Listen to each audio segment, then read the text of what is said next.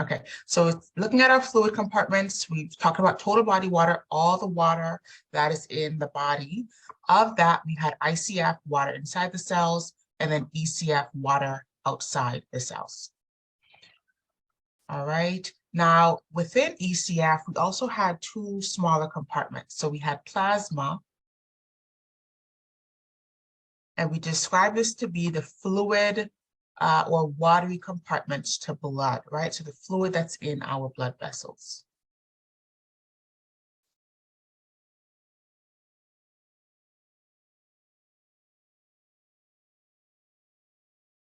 And we said that that was about 10% in terms of total volume. If we look at water inside the cells, that was the largest, about 70%. Right, just to look at some of the proportions here. Now, the second subdivision of the extracellular fluid, we describe that as being the interstitial fluid. All right, which is basically the fluid around our tissues.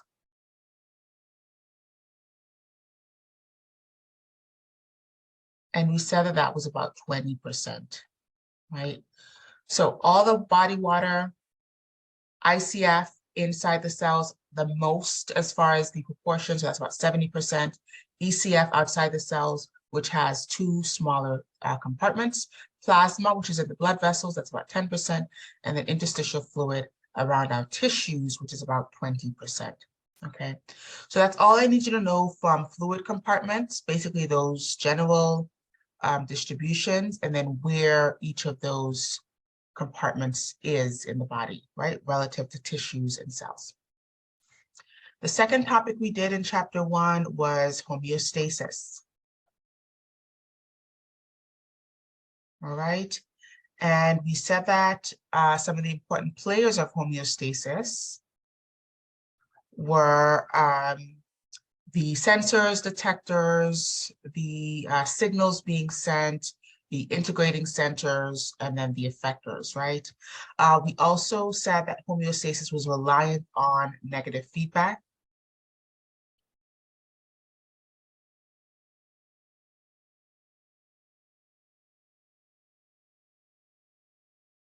And just to describe negative feedback, that is changes that correct the error signal.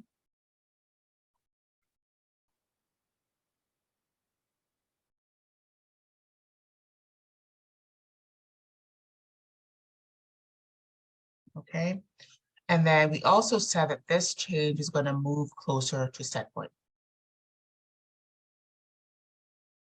Moves the variable, so moves this variable, whether it's temperature, blood pressure, pH, moves the variable closer towards set point.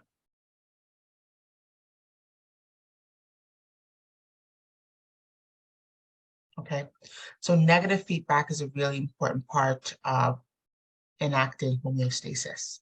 We also talked about positive feedback, which was important, but not as important for homeostasis. It was different than negative feedback, but it is basically moving in the opposite direction. So it's very rare, was the first thing that we said. It's not as commonly found and as important to homeostasis as negative feedback. It is a brief period of moving away from set point. Right, a brief period of moving away from set point. And this was intentionally done in the systems that we described, such as blood clotting, right? So a brief period of moving away from set point.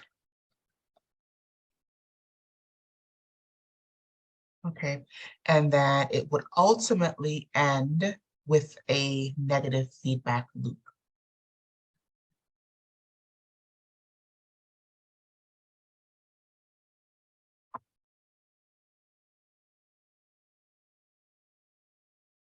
All right, so ends with a negative feedback.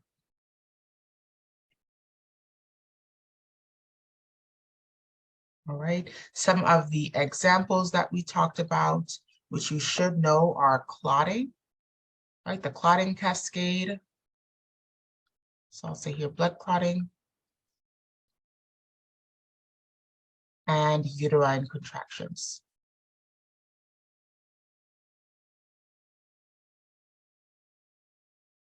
Okay, so because this is so rare and we hardly see it throughout the body, knowing these specific examples is important. Okay, any questions from these two? This is basically just reviewing what we did in chapter 1, as far as the most important concepts there. Some of the more factual things like the players of homeostasis, etc. Definitely go over those. Those are going to be important as far as just, knowing those factors. Okay, let's keep going. I'm going to move on to chapter 2, which is where we got into biomolecules and enzymes.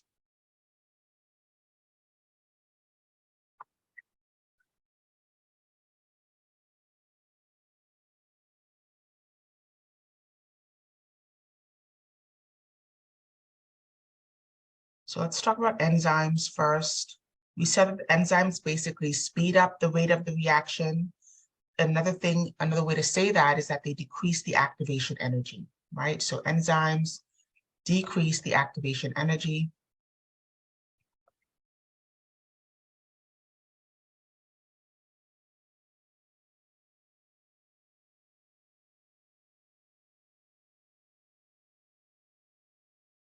Or they basically speed up the reaction.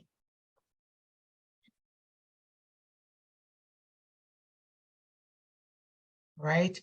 They helped as far as the rate of enzymatic activity, what are the factors that affect the rate of enzymatic activity? So let's list those here. Those are going to be important as well. So factors that increase the rate of enzyme activity.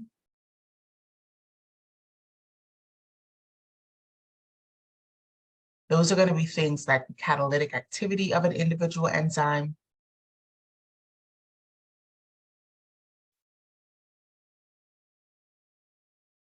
right? The affinity or attraction of the substrate to the enzyme, right? So the substrate,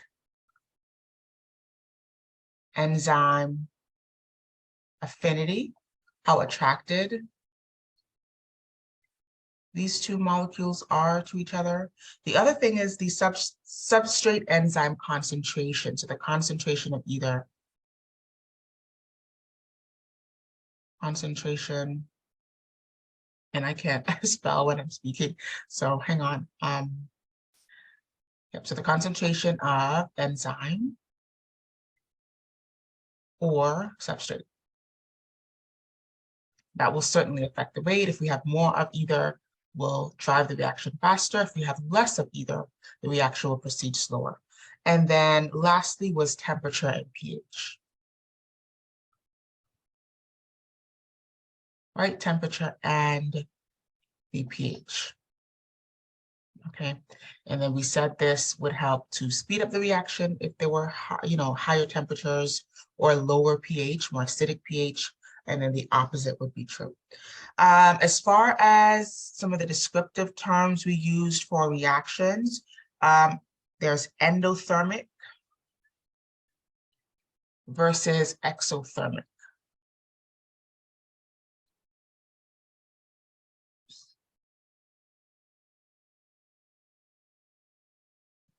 So let's start with endothermic. Endothermic, also referred to as endergonic. These are reactions that require energy.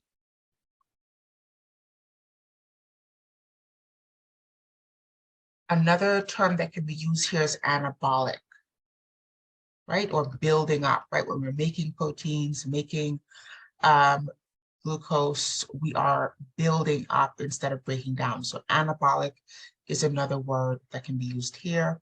And an example of this is making proteins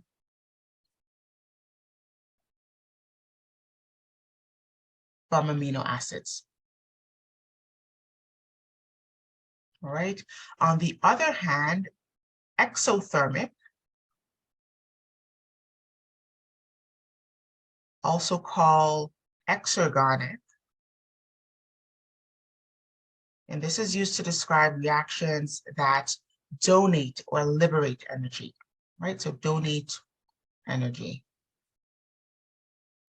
Another word here is catabolic. And this is basically an example of breaking down proteins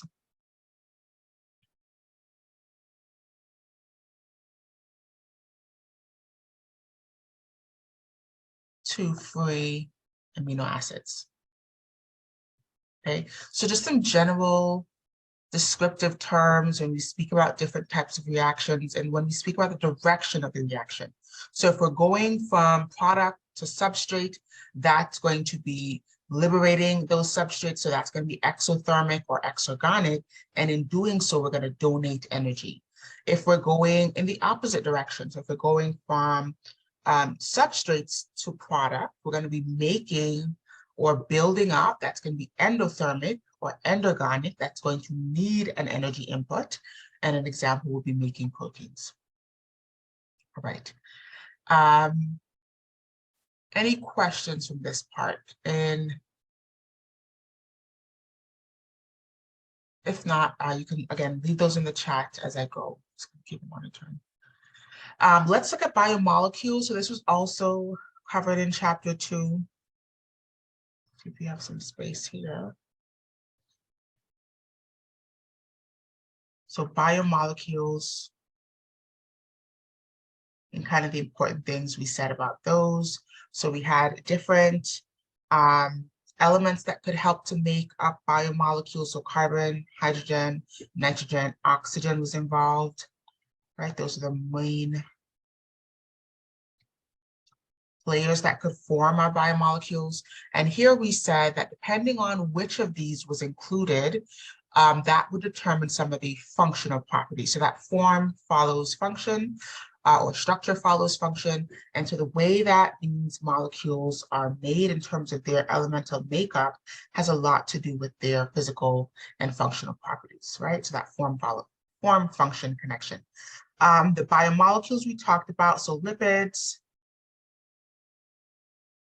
was the first one. And to describe those, we said that they were nonpolar in that they did not dissolve in water. They did not interact with water.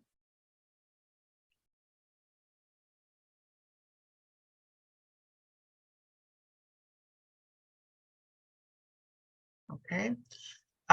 We also said that some of the examples here were phospholipids. We talked about trans fatty acids. We talked about the different types of fats, right? Micelles was another structure that we looked at. But the main feature of lipids is that they're nonpolar and do not interact nicely with water. The other biomolecules we said were carbohydrates,